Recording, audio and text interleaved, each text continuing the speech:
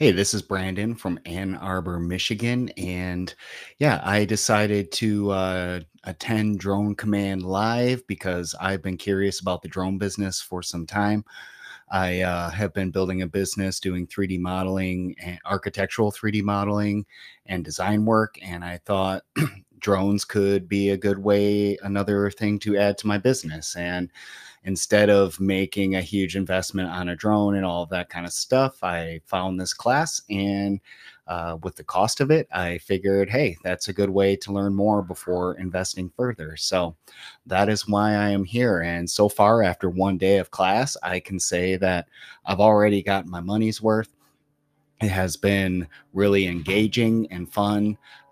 Both teachers, Damon and Diego, are amazing, fun teachers.